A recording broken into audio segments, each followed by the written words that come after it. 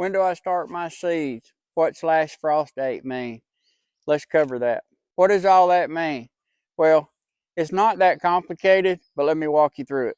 All right, first thing you need to know is what zone you're in. What is your growing zone, your hardiness zone? You can look it up on their website. Look right here, and you will know exactly what zone you're growing in. I'm in zone 8A.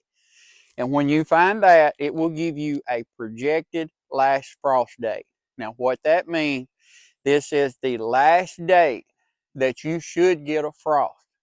Doesn't mean that that's exactly it, but it gives you a starting date to when you should get your last frost. Now that you have those two pieces of information, what seeds are you wanting to start? Look at these tomatoes. On the back of these packs, it gives you the information that you need to know. Now on the back of seed packs, it gives you days to maturity. Find that. Then, how big do you want your plants when they hit the garden? On tomatoes, I want mine in gallon pots, and I want them about 1.5 to 2 foot tall.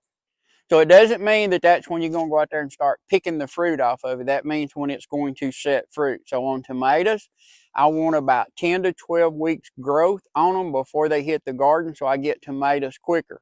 So now that I know my zone, my frost date, so if I want 10 to 12 weeks of growth on my plant, and I can plant in my zone somewhere around April 15th, I always give a little extra week before I do, because you never know what you're going to get. So I will back up 10 to 12 weeks and I will start my first round of tomatoes. For me, will be the second week of February. That way I got 10 to 12 weeks growth on those plants before they hit this garden. Recap, know what zone you're in, find your last projected frost date, figure out what you want to plant, how big you want to be, back up that many weeks, start your seeds. That way you know exactly when to start your seeds, and if you grow it, you know it.